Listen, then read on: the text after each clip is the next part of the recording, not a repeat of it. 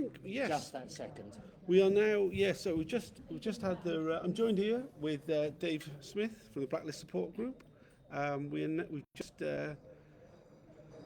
just had the this morning's evidence hearing, which has mostly been Dave Morris giving evidence on mostly on the deployment of HN20, who was used the cover name Tony Williams, infiltrating the London Workers Group. Dave, what do you think of this morning's hearing? First of all, I think Dave Morris is doing a blinder, playing a blinder.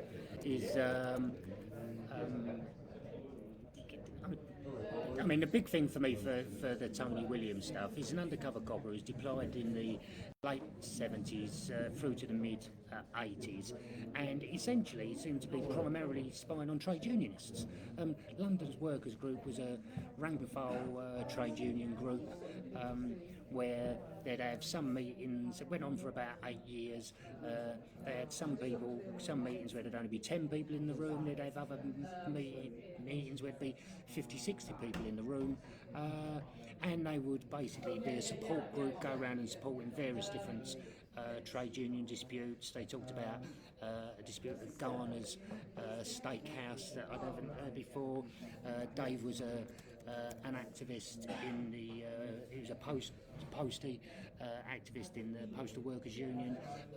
There was printers involved, there were people in the hospitals involved, and basically they're a rank and file support group. And this Tony Williams wasn't just someone turning up. He was, first of all, was elected to run to be their treasurer. Then he became organiser for all of their publicity and marketing, had some kind of editorial control over their bulletins they sent out, and in the end he became the secretary, where he had the he basically signed the bank account, the checks, and organised the meetings and gave presentations at national rank and file conferences. Basically, the police to this day are saying they weren't spying on trade unions. Well, quite honestly, what is this then? We've just heard evidence. Even Tony Williams, his own witness statement was done. He didn't turn up himself. He didn't have the didn't have the balls to actually come up and give evidence himself. But his witness statement was sort of summarised and openly admitted that these were the people he was spying on. Basically, trade unionists being active in industrial disputes, that's what he was up to. And the other thing that annoyed me in it, you're probably going to ask me the same thing, but the other thing that annoyed me in it was that the only question, even though it was all about trade union disputes, it was all about putting out publicity in support of strikers, producing leaflets and stickers, a bit of flyer posting. The thing that the only question the lawyer asked, basically on 4 or 5 different versions of, was, were you ever involved in violence? Did you ever support violence? Did you see any violence? Were anyone at the meetings ever discuss violence? Do you know anyone who advocated violence? And throughout the entire thing, Dave Morris is basically going, I'm a trade unionist, we're involved in trade union action. What we used to do is go and ask the workers involved in the strike what they needed, and if they needed stuff, if they needed support on bigger lines, we turned up and helped them on the bigger lines. That's what we did, because that's what solidarity looks like. And because of that, these people have been infiltrated by undercover coppers, and all of the other human rights abuses that goes with that. There you go. One question, and I'll last about 8 minutes. Yeah, very pro, Dave. Very good. Well done. Yeah, I mean, it was this weird thing, isn't it? So, we were talking about HN20 today, but he wasn't here. We just had a summary of his evidence. What we did have was Dave Morris in the stand, and it almost felt like he was the person being put on trial. Do you know what I mean? It's like all they were saying, all those questions about violence. I mean, some of it was quite comical. I mean, particularly the bit you were talking about criminal activity, and we were talking about stickers, and then the lawyer. Are we talking about something that would have a political slogan on it and adhesive on the back? Do you know what I mean? Would stick on a public building. It's for God's sake. It was so weird, wasn't it? Do you know what I mean? And just typical of the inquiry, really. That it all just seems about face. That it's not about the crimes of the undercover cops. It's about the justifications that they might have used in order to do these deployments. It's really it's really like quite offensive in some cases. Do you know what I mean? Like, I thought Dave Morris did really well, though. I think that's how we need to approach giving these evidence hearings. Completely. You know, like challenging the false narrative that the undercover police have put forward, but also like just turning it around, saying that it's the state that are responsible for the violence. Yeah. Do you know what I mean? Have you seen any political violence? Yes, we have. Yeah. You know, Dave did a great one where he said, the lawyer was saying, these groups commit criminal acts and violence, and Dave said, well, this is, I'm involved in the community housing campaign, and every single year, tens of thousands of land unlawful evictions are carried out by private landlords. But the police never turn up and intervene then. But who does turn up and intervene is bailiffs, and the bailiffs are really violent. So, the people who are committing the violence, the people who are committing the criminal acts are actually the rich and powerful. But if anyone defends themselves against that violence and against that lawful act, they're the one who are criminalised, they're the one who gets dragged into court. It's showing up the absolute hypocrisy of it. And actually there was a bit at the end as well, which I thought almost like, the hearing's going on. It's a very big room, so there's a little bit of a hubbub in the room, when it's going on, because people are sort of writing things down and typing, and sometimes sort of murmuring to each other. But he did a bit right at the very end, which I thought the whole room went silent on, where he said, when we were first told that an undercover police officer had infiltrated the London Workers Group, a few of us got together and sort of went, well, who do you think it was? And sort of, did this sort of thing. Well, who is the undercover copper then? Who it was? And the trouble with that is that people throw up loads of different names, and completely innocent people get accused of things, and that can cause a huge personal trauma, and individuals falling out of each other who've had long-time friendships, based on the most speculative things. All that they had a van kind of stuff, and they were always a bit leery, and it causes huge divisions within perfectly legitimate political campaigning groups. So therefore, one of the reasons for releasing the names isn't just for us who have been spied on these people, so we know who they are, and especially if any of the women, activists, by knowing the undercover names, would know, whether they've had any long-term relationships with them. But for completely innocent people who are almost like bystanders in this, who were spied on, but then get accused of it, and that can cause the awful, in a period of time when everyone's talking about sort of mental health issues. I think the duty of care by the public inquiry by not releasing the cover names is absolutely appalling,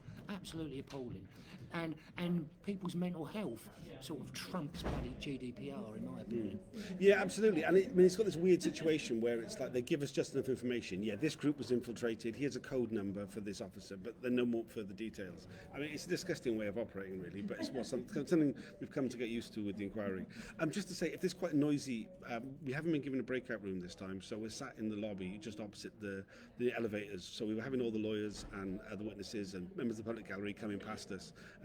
Just seen lots of the police lawyers and so forth all around us. The weird thing is that the lawyers and everybody else has got a breakout room. The only people who haven't got a breakout room are the core participants who've actually been spied on, who might actually want to, debrief and talk amongst themselves and have some kind of sort of group sort of discussion about stuff, or even sort of put an arm around someone if it's been a little bit traumatic. No, we haven't been given this. So, also they don't like Tom doing these podcasts either. So the fact he's doing it in the middle of the inquiry, right by the lift, is probably annoying people as well. I mean, hopefully in a couple of days they'll decide that this was a stupid idea and we're much better off giving us a room so we can do all these things without annoying everybody around us. But you never know. There was quite a bit actually with like going into the stuff that Dave was being asked about and stuff, where it really gets like the inquiry doesn't get it.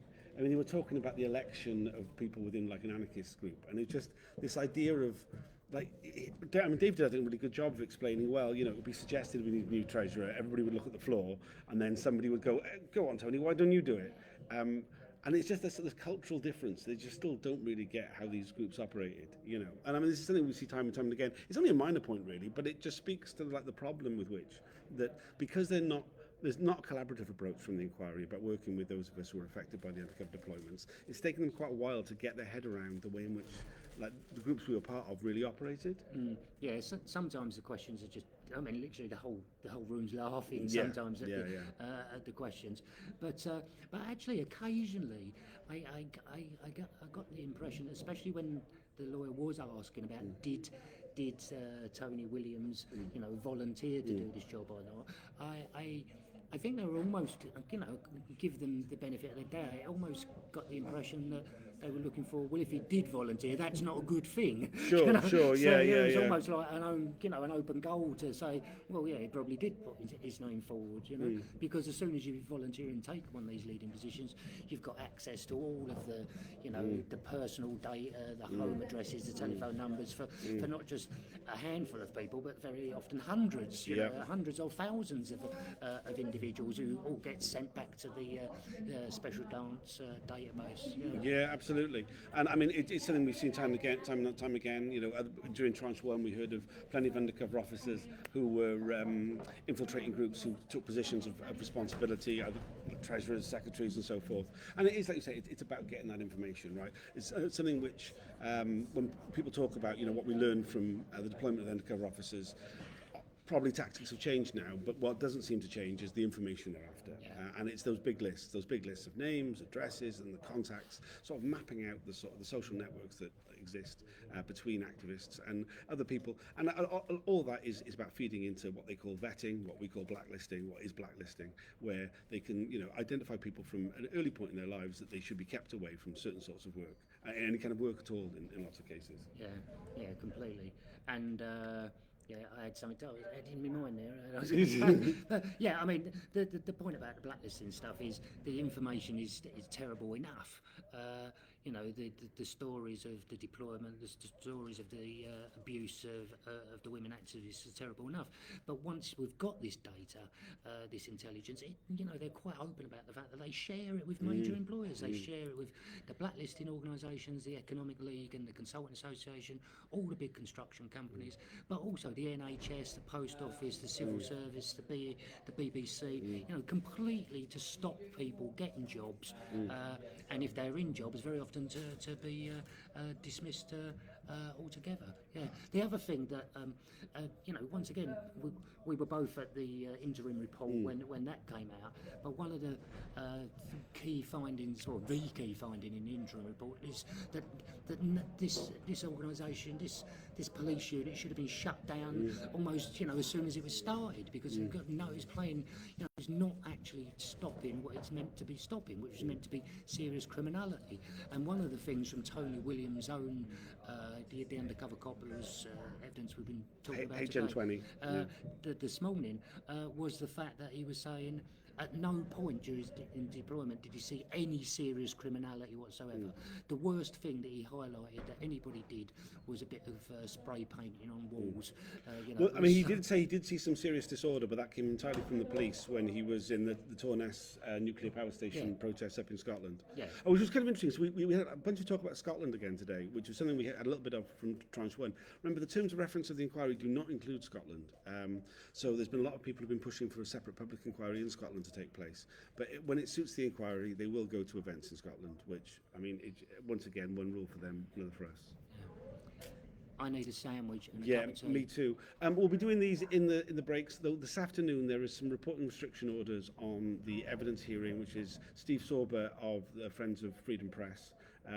It's a bit complicated to explain why those restriction orders are in place. It's to do with somebody who's going to be discussed in the evidence. The same thing will apply to Roger Pierce's evidence tomorrow. I'll be making notes, not live tweeting as I normally do. I'll be making notes. Apparently the video will be released later in the week by the inquiry, and then I'll release the notes in real time when that video is released. So stay tuned for that. We'll probably do another one of these videos later on today, even though we'll have to be quite kind of limited in what we'll be able to talk about. But there will be things we will be able to talk about. So see you later on. Thanks for joining us. Keep an eye out for the news, though, because we have got BBC and Channel 4 reporters in the room, and the little protest we did outside the front at the beginning, there was about half a dozen camera crews there. So there is going to be some coverage of this coming up. Yeah, and also, I mean, if there's any like news source you think should be covering this, please contact them directly. You know, point out that there's lots of information coming out. That it would be quite easy for them to cover it without necessarily sending a reporter down or anything. Please share any of the information that we've been putting out. I've used the hashtag Spycops, and yeah, cheers. Yes.